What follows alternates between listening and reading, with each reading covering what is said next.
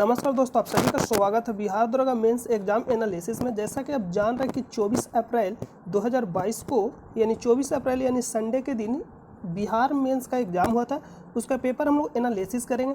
First paper जो हुआ था हिंदी को हुआ था और जो सेकेंड पेपर हुआ था जनरल अवेयरनेस का हुआ था। तो हम लोग जो जनरल यानी सेकेंड पेपर है उसका कंप्लीट आपको 1 से 100 तक आपको एनालिसिस देंगे और विथ प्रूफ। अगर आपको किसी प्रश्न में डाउट होता है तो उसका प्रूफ आपको टेलीग्राम चैनल पे दे दिया जाएगा, क्योंकि अधिकतर प्रश्न एनसीईआरटी से लिया गया। कुछ जो डिफिकल्ट प्रश्न है उसको एनसीईआरटी से लिया गया, तो आपका उसका प्रूफ आपको दे दिया जाएगा टेलीग्राम चैनल पे। तो आप इसका पीडीएफ डाउनलोड कर सकते हैं। तो आप टेलीग्राम चैनल से जाकर ज्वाइन कर जाइएगा, जिसका लिंक आपको वीडियो के डिस्क्रिप्शन में मिलेगा, या आप हमारे टेलीग्राम चैनल पर जाकर सर्च कर सकते हैं स्टडी लिंक पीडीएफ, वहाँ से भी जाकर आप ज्वाइन कर सकते हैं। तो आइए हम लोग सीधा वीडियो को शुरू करते हैं। देखिए, पहला प्रश्न जो पूछा गया, सूर्यास्त एवं सूर्योदय के समय सूर्य का आभासी चपटायन या चपटापन निम्न परिघटना के कारण होता है। तो किसके कारण से होता है? अपवर्तन के कारण, ऑप्शन नंबर ए। नेक्स्ट जो प्रश्न पूछा गया कि प्रथम विश्व युद्ध के दौरान कौन सा देश 1915 में ब्रिटेन के खिलाफ केंद्रीय बलों में शामिल हुआ था? तो ब्रिटेन के साथ कौन कौन था? फ्रांस और अमेरिका तो था ही, लेकिन बुल्गारिया और जर्मनी नहीं था। तो प्रश्न पूछा कि कौन ब्रिटेन के खिलाफ केंद्रीय बलों में शामिल हुआ था? तो यहाँ पे आंसर होगा Germany, option number D. Next है, टिहरी बांध नदियों के संगम पर स्थित है, यानी टिहरी बांध किस नदियों के संगम पर स्थित है? तो इसका जो राइट आंसर होगा ऑप्शन नंबर ए, भागीरथी एवं भील गंगा। आप इसका अलकनंदा नहीं करेंगे, नहीं तो गलत हो जाएगा आंसर, क्योंकि इधर से आती है भागीरथी और इधर से आती है अलकनंदा और यहाँ से आती है भील गंगा। तो यहीं पे स्थित है टिहरी बांध, ऑप्शन नंबर ए राइट होगा। नेक्स्ट जो पूछा कि किसी अर्धचालक का ताप बढ़ाने पर उसकी प्रतिरोधकता क्या होता है? तो अर्धचालक का अगर आप ताप बढ़ाइएगा तो इन्वर्सली प्रोपोर्शन होता है, यानी अगर आपको यहाँ चालक दिया रहता है तो चालक में क्या होता है, मतलब डायरेक्टली प्रोपोर्शन होता है। तो चालक का ताप बढ़ाने पे क्या होता है? प्रतिरोधकता यानी प्रतिरोध बढ़ता है। चालक का ताप बढ़ाने पे प्रतिरोध क्या होता है? देखिए यहाँ पे ध्यान से सुनिएगा, प्रतिरोधकता दिया गया, सेमीकंडक्टर का प्रतिरोधकता दिया गया। प्रतिरोध और प्रतिरोधकता में अंतर, तो प्रतिरोधकता दिया गया R बराबर रो एल बाई ए होता है। तो रो क्या है? प्रतिरोधकता। तो यहाँ पे आप ये कह सकते हैं कि अगर प्रतिरोध बढ़ेगा तो प्रतिरोधकता भी बढ़ेगा, प्रतिरोध बढ़ेगा तो क्या होगा? प्रतिरोधकता भी बढ़ेगा।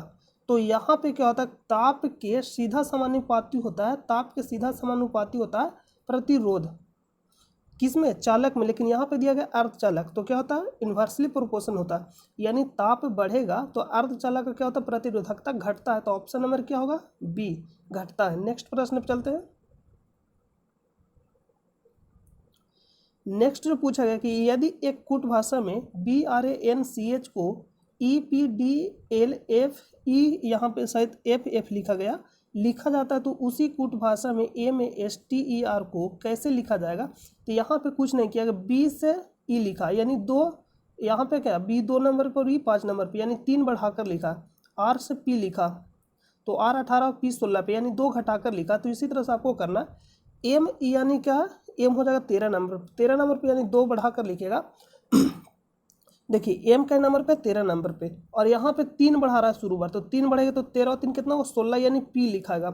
उसके बाद है A, यहाँ पे ध्यान से देखिएगा, यहाँ पे क्या है? A, यहाँ पे जो दिया गया है A है, यानी A 1 नंबर पे और 2 घटा के लिखना, तो क्या होगा? Y, तो PY, यानी ऑप्शन नंबर डी। नेक्स्ट है, इस प्रश्न को आप सोल्व करके आंसर दीजिएगा कमेंट करके। मैथ का प्रश्न है, निम्नलिखित में सबसे छोटी संख्या कौन सी? तो ये बहुत ही आसान, आपको भाग करना। तो यहाँ भाग करिए तो लगभग 0.6 के आसपास आएगा, यहाँ करिएगा तो लगभग 0.7 के आसपास आएगा, और यहाँ भी करिएगा तो लगभग 0.7 के ही आसपास आएगा, और यहाँ करिएगा तो कितना आएगा? 0.8।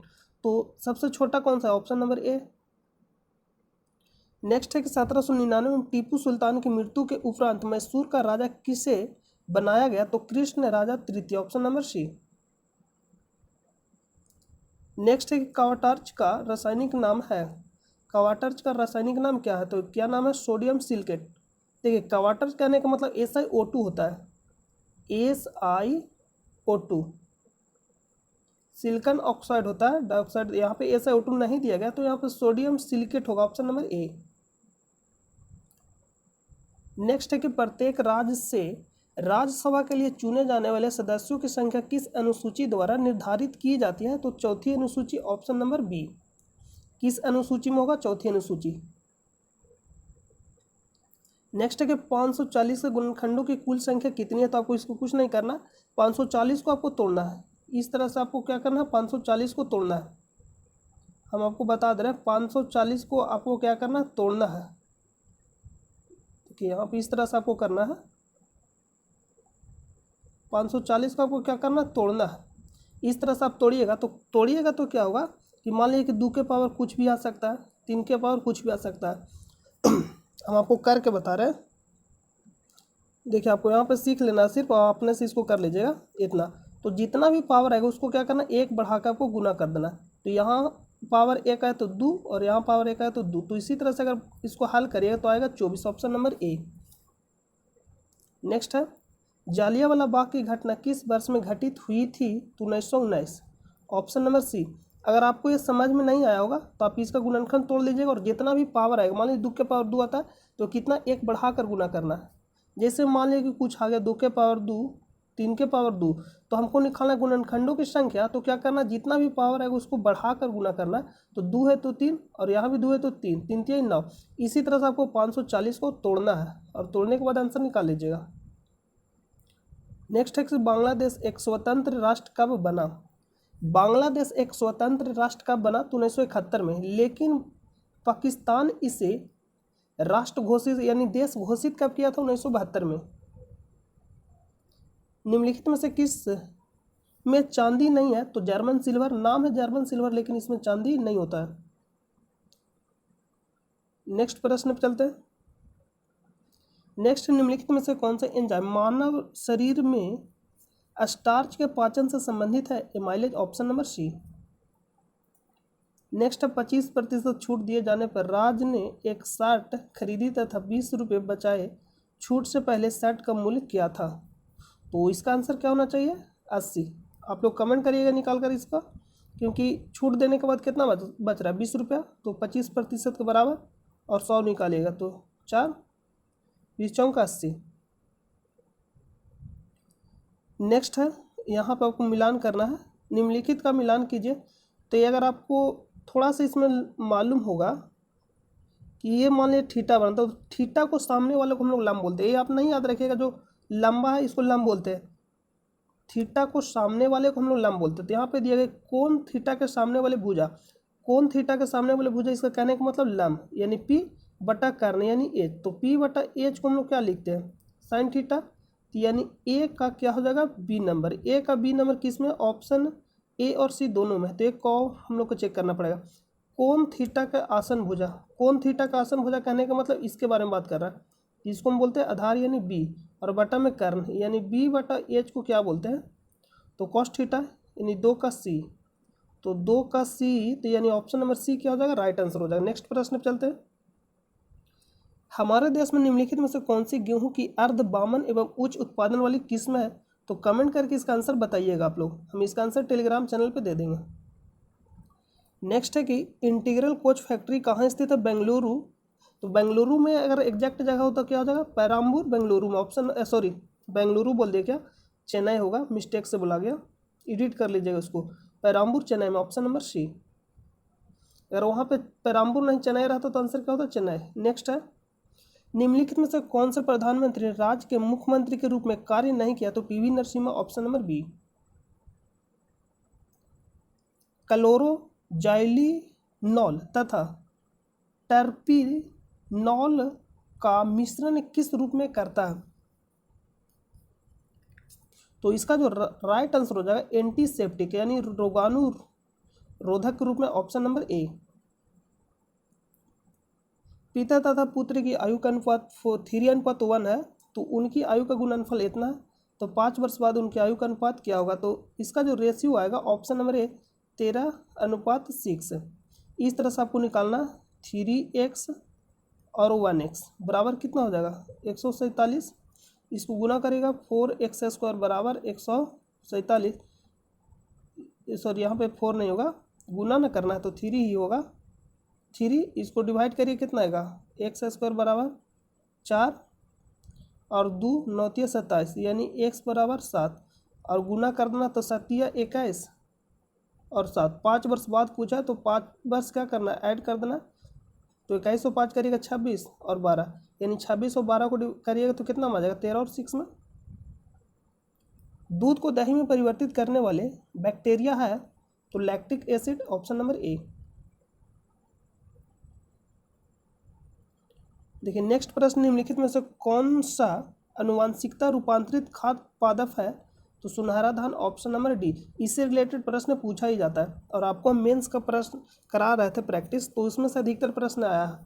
अगर आप डेली प्रैक्टिस कर रहे हो तो आपका सारा कंप्लीट प्रश्न बन जाएगा क्योंकि हम जो भी प्रश्न कराते हैं ऑफिशियल पेपर कराते हैं।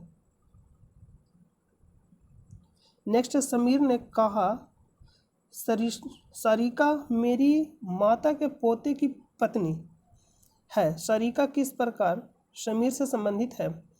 समीर ने कहा सरिका, देखिए ध्यान से सुनिएगा, समीर ने कहा सरिका मेरी माता के, सरिका मेरी माता के पोते की पत्नी।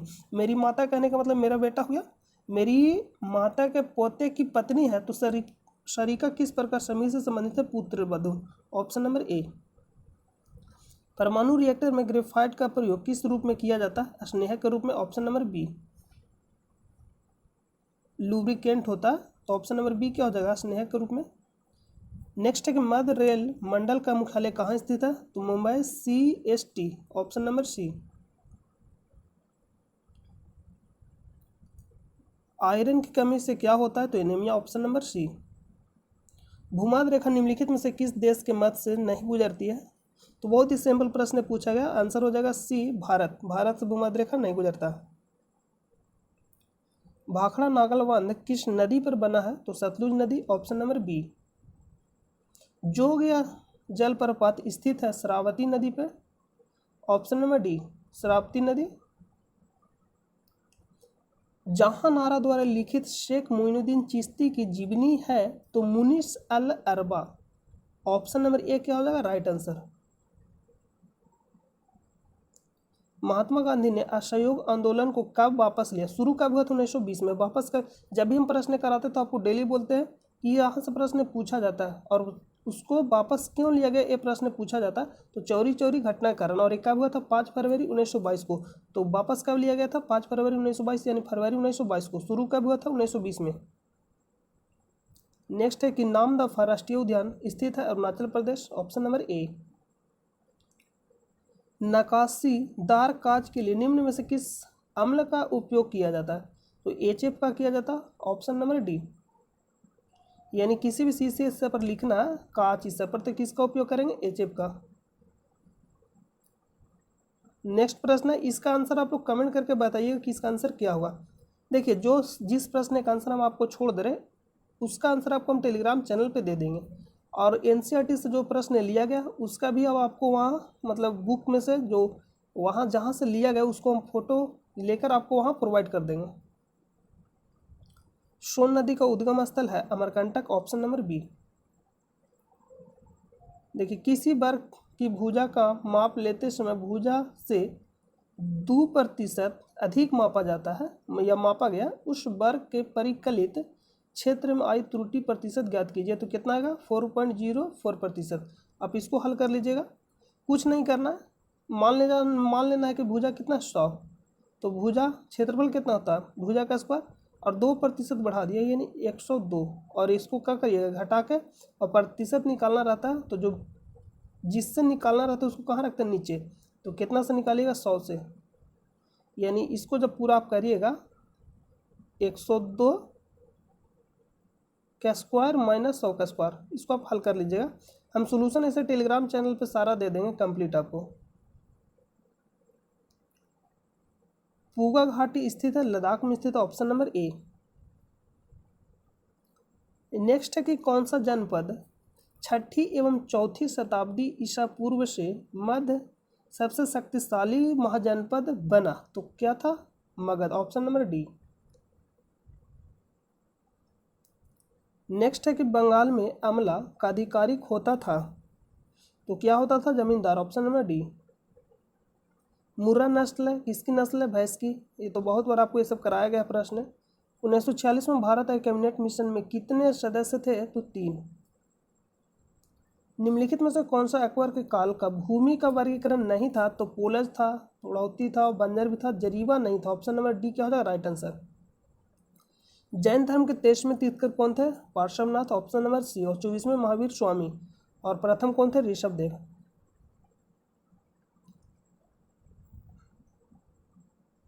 नेक्स्ट प्रश्न है, सीमा सड़क संगठन यानी BRO बॉर्डर रोड ऑर्गेनाइजेशन की स्थापना की गई थी 1960 में। Option number B. अंकलेश्वर स्थित है तो गुजरात में हो जाएगा। आप इसका आंसर शायद MP भी मारे होंगे, क्योंकि वहाँ MP में जो स्थित है ओंकारेश्वर है, ओंकारेश्वर, और यहाँ है अंकलेश्वर। तो ऑप्शन नंबर डी। इसी तरह से पटियाला और पटियाली में भी एक बार पूछा गया था, पीटी के दरोगा में ही PT में पूछा गया, उसमें भी गलत बहुत किए थे। तो इसका आंसर क्या होता है? Option number B. अवध राज का अंतिम शासक कौन था? Wajid Ali Shah. Option number A. भी वेग से गतिमान वस्तु की गतिज ऊर्जा के है। यदि वेग को प्रारंभिक वेग के 1/3 गुना घटा दिया जाए तो गतिज ऊर्जा हो जाएगी। देखिए के बराबर क्या होता है? यानी पोटेंशियल A1/2 mv², यानी ½ mv²। जब वेग भी रहेगा, लेकिन बोला कि प्रारंभिक वेग को क्या करना है? 1/3। तो हम इसको मान लेते हैं k डैश। तो 1/2 mv, और वेग को क्या करना है? 1/3 का स्क्वायर करिएगा, तो k डैश 1/2 mv 1/9 v² आएगा। यहाँ पे हम लिख सकते हैं k डैश 1/, जो 9 है उसको क्या करेंगे? आगे ले आएंगे, 1/9 गुने 1/2 mv²। इतना, और इतना के बदले हम लोग क्या लिख सकते हैं? k। तो यानी 1/9 गुने k। तो ये इसको हम लोग क्या लिख सकते हैं? k/9 हो जाएगा, यानी ऑप्शन नंबर बी। जिस प्रश्न में डाउट है उसका सारा का सोल्यूशन आपको टेलीग्राम चैनल पे दे दिया जाएगा, तो टेलीग्राम चैनल से जाकर ज्वाइन कर लीजिएगा। इसका लिंक आपको वीडियो के डिस्क्रिप्शन में मिलेगा, वहाँ इसका कंप्लीट आपको PDF भी प्रोवाइड कर दिया जाएगा। नेक्स्ट है कि भिलाई, दुर्गापुर एवं राउरकेला में इस्पात संयंत्र का निर्माण किस पंचवर्षीय योजना में हुआ था? द्वितीय। Option number B. और बोकारो पूछता तो तृतीय। निम्न में से कौन से धातु केवल परावैंगनी तरंगों की प्रतिक्रिया पर अपने पृष्ठ से इलेक्ट्रॉन उत्सर्जित करती है? तो कमेंट करके आप लोग बताइएगा कि इसका आंसर क्या होगा। नेक्स्ट है, एक वाहन P बिंदु से 10 किलोमीटर उत्तर दिशा में जाता है। कहाँ जाता है? उत्तर दिशा में। तो यहाँ मान लें कि 10 किलोमीटर चला गया P बिंदु से, दिशा में दौड़ता है, दाएं और मुड़कर 15 किलोमीटर चलता है, दाएं यानी 15 चलता है, या पुनः दाएं मुड़ता है, फिर से पुनः दाएं मुड़ा और 10 चला, मुड़कर Q बिंदु पर पूछता है, यानी कहाँ पूछेगा? Q पर। दूसरा मोड़ लेने के बाद वाहन किस दिशा में दौड़ता है, यानी दौड़ेगा। देखिए पहला मोड़ यहाँ लिया, फिर दूसरा यहाँ, तो किस दिशा में जाएगा? दक्षिण। Option number D. इसको बताना है कि 3 बिंदुओं के मुख के विपरीत मुख पर कितनी बिंदुएं होगी जब उस पर चित्र को घनाकार में लपटा जाएगा, यानी घन में इसको बनाया जाएगा। 3 बिंदुओं के विपरीत, यानी लिखा है 3 बिंदुओं के मुख के विपरीत। देखिए इसका विपरीत क्या होगा? ई, यानी 6 का 3 और 4 का 5, और जो बच गया 1 का 2, 1 का 2, तो 3 के विपरीत पूछा गया, तो 3 का विपरीत क्या हो जाएगा? 6, यानी 6 इसका right answer. Option number D. सर्व समीकरणों को ध्यान में रखते हुए सही विकल्प का चुनिए। तो इसका राइट आंसर क्या होना चाहिए? ये सही है, ये आपका गलत, उल्टा लिख दिया गया। Sec square theta minus tan square theta होता है, तो 2 नंबर गलत हो जाएगा। 3 नंबर भी सही है, cosec square theta minus cot square theta, तो 1 और 3 क्या हो जाएगा? सही, यानी ऑप्शन नंबर बी। नेक्स्ट प्रश्न है कि वर्ल्ड इकोनॉमिक्स आउटलुक रिपोर्ट किसके द्वारा जारी किया जाता है? तो अंतर्राष्ट्रीय मुद्रा कोष के द्वारा जारी किया जाता है, IMF के द्वारा। Option number C. नेक्स्ट है, वह क्रिया जिसमें एक आर्किड अधिपादप की तरह एक वृक्ष पर आता है कहलाती है सभोजिता। Option number B. प्राचीन भारत में जंगलवासी किस नाम से जाने जाते थे? Nishad. Option number C. Next है कि भारत के निम्नलिखित राज्यों में से किसमें डेवसा पास दर्रा स्थित है? तो डेवसा पास कहाँ स्थित है? हिमाचल प्रदेश, यानी HP में। HP मतलब हिमाचल प्रदेश। नेक्स्ट है, इसका आंसर आप लोग कमेंट करके बताइए क्या होगा, क्योंकि ये जो लिया गया प्रश्न एनसीईआरटी से प्रश्न लिया गया। नेक्स्ट है, निम्नलिखित में से कौन सा जाइलम का भाग नहीं है, तो चालनी नली का, ऑप्शन नंबर सी।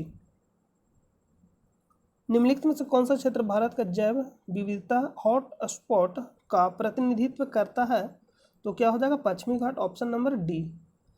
और पूर्वी हिमालय भी आंसर हो सकता था, लेकिन ऑप्शन में नहीं है, कोई एक ही रहेगा। सर्वाधिक कहाँ पाया जाता है, तो पश्चिमी घाट में। हॉट स्पॉट कहने का मतलब जहाँ सर्वाधिक जैव विविधता होता है उसको क्या सूचित कर दिया जाता है, हॉट स्पॉट। नेक्स्ट है, कैप्रोलैक्टम का उपयोग किसके निर्माण के लिए किया जाता है, तो नायलॉन 6, ऑप्शन नंबर ए। नेक्स्ट प्रश्न जो पूछा गया कि यहाँ पे देखिए स्वेलिंग कप किस खेल से संबंधित है, सवैथलिंग यहाँ पे होगा। देखिए यहाँ पे लिखा सवैथलिंग कप किस खेल से संबंधित है, तो table tennis, option number D. Hastinapur का उत्खनन कब हुआ था, तो 1950-1952 में। नेक्स्ट प्रश्न है कि निम्नलिखित में से किस लेंस का उपयोग करके मानव आँख की मायोपिया यानी निकट दृष्टि दोष, मायोपिया मतलब क्या होता है, निकट, तो हम आपको बताए थे निकट लिखेगा और दूर लिखेगा, तो दोनों में बड़ा कौन लिखेगा, निकट, तो बड़ा वाला के बड़ा के साथ यानी अवतल लेंस, और छोटा वाला को छोटा के साथ यानी दूर दृष्टि दोष करने के लिए किसका उपयोग करते हैं, उत्तल लेंस का। नेक्स्ट है, विशाल जमीन से खड़ा होने के लिए 15 सेकंड लेता है और जमीन पर बैठने के लिए 11 सेकंड लेता है। वह कुछ समय तक इस प्रक्रिया को जारी रखता है। 98 सेकंड में वह कितनी बार खड़ा होगा, जबकि प्रारंभ में वह जमीन पर बैठा था तो 4 बार। आपको इसको इस तरह से करना है, पहले खड़ा होगा फिर बैठेगा, इस तरह से आप करते रहिएगा, आंसर आ जाएगा, क्योंकि बेसिक है तो ऑप्शन नंबर क्या हो जाएगा, बी। नेक्स्ट प्रश्न पर चलते हैं और आप लोग इसका आंसर कमेंट करके बताना है। निम्न श्रेणियों में कौन सी पश्चिमी घाट का भाग नहीं है, तो कामेट पर्वत कहाँ स्थित है, उत्तराखंड में। अनायमुडी, फाल्नी, कार्डेमा, ये सब क्या है, पश्चिमी घाट का भाग है। नेक्स्ट है, किस वर्ष में केंद्र सरकार ने रेल बजट को आम बजट के साथ मिला दिया, 2017 में, ऑप्शन नंबर डी। नेक्स्ट है, कृष्ण देव राय ने अपनी माता के नाम पर विजयनगर के समीप किस उपनगर की स्थापना किया, नगलपुरम, ऑप्शन नंबर डी। एक गैस CaO के साथ तो क्रिया करती है परंतु NaHCO3 के साथ नहीं, यानी सोडियम, यहाँ पे क्या लिखा है, सोडियम बाइकार्बोनेट के साथ नहीं, वह गैस है तो क्या हो जाएगा, CO2। अगला प्रश्न पे चलते हैं। अगला प्रश्न है रीजनिंग का प्रश्न है, तो रीजनिंग का जो प्रश्न है उसका सोल्यूशन आपको टेलीग्राम चैनल पे दिया जाएगा, क्योंकि यहाँ ज़्यादा लंबा वीडियो हो जाएगा। देखिए इसको भी आप आसानी से बना सकते, कुछ भी नहीं करना। IN, तो IN को क्या लिखा, हैच और गुना, तो हैच और गुना किस में है, तो ऑप्शन नंबर डी में, इसी से मिल जाएगा। इसमें कुछ नहीं किया, सीरियल बाई लिख दिया, क्या करना, सीरियल बाई लिख दिया, यानी बी का इसको लिखा, उसी तरह से R सीरियल बाई में लिखा, तो ऑप्शन नंबर डी हो जाएगा राइट आंसर। नेक्स्ट, भारत के नियंत्रक एवं महालेखा परीक्षक को उसके पद से हटाने की क्रिया यानी प्रक्रिया नियम किसके समान होता है, तो उच्चतम न्यायालय के न्यायाधीश, ऑप्शन नंबर सी। शब्द सेरीकल्चर संबंधित है रेशम उत्पादन से, ऑप्शन नंबर डी। नेक्स्ट प्रश्न क्या पूछा गया, यहाँ पर आंसर इसका एजोला होगा। निम्न में से कौन सा देश सार्क का सदस्य नहीं है, तो सार्क का सदस्य कौन सा, मालदीव, श्रीलंका, भारत, पाकिस्तान, अफगानिस्तान, नेपाल, भूटान, बांग्लादेश, ये सब है, तो यहाँ पे क्या हो जाएगा, ईरान नहीं है, ऑप्शन नंबर सी। सार्क के बारे में आपको कंप्लीट 3 से 4 मिनट का एक वीडियो आपको मिलेगा, प्लेलिस्ट में जाइएगा, स्पेशल टॉपिक में, आपको आसानी से समझ में आ जाएगा। किस मुगल सम्राट के शासनकाल में मुगल दरबार में चार तस्लीम और जीमन बोस लागू किए गए, अकबर, जहांगीर, शाहजहां या औरंगजेब, इसका भी आंसर आप लोग कमेंट करके बताइएगा क्या होगा। बौद्ध धर्म में उपदेश देने हेतु किस भाषा का प्रयोग किया गया जाता था, तो पाली, ऑप्शन नंबर ए। नेक्स्ट है, 14 घंटे एक दिन का कितना भाग है, तो 14 घंटे ऊपर रखना, और जिससे निकालना है उसको नीचे रखना है। एक दिन मतलब 24 घंटा, तो इसको डिवाइड करिए कितना आ जाएगा 7/12, 7 कितना आएगा 12। तो ऑप्शन नंबर बी। देखिए हम आप कुछ प्रश्न को आपको हम पूरा कंप्लीट पढ़ कर नहीं बता रहे थे, मत कहिए सर हिंदी नहीं पढ़ने आ रहा है। नेक्स्ट है कि अनुचुंबकीय पदार्थ है, तो अनुचुंबकीय पदार्थ किसको बोलते हैं? जो विकर्षित करता है, और लौह चुंबकीय मतलब जो परवल आकर्षित करता है, और प्रतिचुंबकीय मतलब कम करता है। तो यहाँ पे अनुचुंबकीय पदार्थ कहने का मतलब क्या करेगा? विकर्षित। तो ऑप्शन ए और दो दोनों में दिया गया। तो चुंबक से क्षीण बल द्वारा विकर्षित करता है, चुंबक से परवल बल द्वारा विकर्षित करता है। तो ऑप्शन नंबर क्या होगा? बी। नेक्स्ट है, किस मौर्य स्तंभ के शीर्ष पर एक विशाल हाथी स्थापित है? तो आंसर क्या होना चाहिए? इसमें दिया गया सारनाथ। अशोक पिलर यानी अशोका पिलर इसका आंसर होगा। तो अशोका पिलर में भी आपको बताना है कि क्या आंसर होगा। आप लोग एक बार कमेंट करके बताइएगा, इसका आंसर हम आपको लास्ट में बताएंगे। नेक्स्ट है,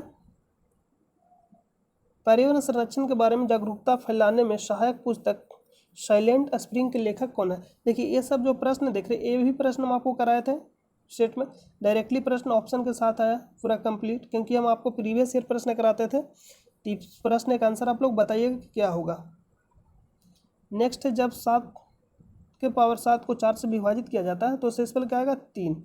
जब भी 7 के पावर विषम रखिएगा, जैसे हम 1 रखिएगा विषम है, और 4 से डिवाइड करिए कितना आएगा? शेष 3।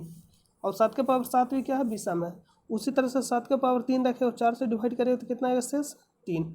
उसी तरह से 7 के पावर 7 रखिएगा और 4 से डिवाइड करके कितना आएगा? 3। Option number C. नेक्स्ट प्रश्न पे चलते हैं। तिलैया बांध किस नदी पर निर्मित हो रहा है? तो बराकर नदी। ऑप्शन नंबर ए। किस एक्ट के द्वारा भारत में ईस्ट इंडिया कंपनी का व्यापारिक एकाधिकार समाप्त कर दिया गया था? तो 1813 के चार्टर एक्ट के द्वारा। Option number C. नेक्स्ट जो प्रश्न पूछा गया, देखिए ये बहुत ही सिंपल प्रश्न है, रीजनिंग का प्रश्न है और बहुत आप आसानी से इसे कर सकते हैं। इसको पूरा अंक गिनिएगा तो कितना आएगा? 2 2 4 2 6 2 8 9। इसमें गिनिएगा 8, इसमें गिनिएगा 7 और इसमें गिनिएगा तो 6 आएगा। तो अगला क्या होगा? 5। इसमें 9 है, इसमें 8 और इसमें 7, इसमें 6, अगला 5 आएगा। तो आप ध्यान से देखिए, तो कुछ नहीं करना, पीछे से एक अंक हटाते जा रहा। देखिए यहाँ 7 था तो यहाँ 7 के छोड़कर लिखा, अगला लिखेगा जो क्या लिखेगा? देखिए यहाँ पे क्या किया? 7 को यहाँ छोड़कर लिखा, तो 1853। ध्यान से देखिएगा नहीं तो गलत हो जाएगा, बहुत ही बारीकी से इसको देखना पड़ेगा। पहले बार क्या किया? पीछे वाला अंक को छोड़ दिया, यानी 7 छोड़कर लिखा इसमें, ठीक है। दूसरा बार क्या किया कि आगे वाला अंक को छोड़ दिया, 4 छोड़ दिया। देखिए आगे वाला 4 यहाँ से गायब कर दिया, तो एक अंक घटेगा तो 7 हो जाएगा। अगला बार क्या करेगा कि पीछे वाला अंक को क्या करेगा? छोड़ देगा। देखिए यहाँ पे 1 छोड़ दिया, यहाँ पे 1 छोड़ दिया, तो ई जो अगला आएगा क्या करेगा? अगला अंक को छोड़ेगा, अगला अंक को क्या करेगा? छोड़ेगा, यानी 9। तो 9 जब छोड़ देगा तो कितना हो जाएगा? 85 32 6। 85 32 6। Option number B. नेक्स्ट है, कोडरमा किस खनन के लिए प्रसिद्ध है? तो अभ्रक। Option number C. और कोडरमा कहाँ स्थित है? झारखंड में। नेक्स्ट प्रश्न पे चलते हैं। नेक्स्ट प्रश्न है, मिलान करना आपको सूची 1 और सूची 2 को मिलान करना। 101 संविधान संशोधन किससे संबंधित था? जीएसटी से, कन्यादान से। इस तरह से आप याद रखिएगा, जीएसटी यानी 1 का 3 नंबर। तो 1 का 3 नंबर जैसे ही हम मिलाते हैं तो 1 का 3 ऑप्शन एक ही में है, ऑप्शन नंबर बी। तो ऑप्शन बी, बाकी आप मिला सकते हैं। बी का 4, बी का 4, उसके बाद क्या है? सी का 2, सी का 2 और उसके बाद डी का 1। इस तरह से आप मिला सकते हैं। तो आपको 1 2 भी याद है तो भी आप आसानी से कर सकते हैं। नेक्स्ट प्रश्न पे चलते हैं। निम्न में से कौन सा कथन प्रतिवर्ती धारा के लिए सही नहीं है? यानी एसी करंट के बारे में आपको बताना है कि सही कौन सा नहीं है।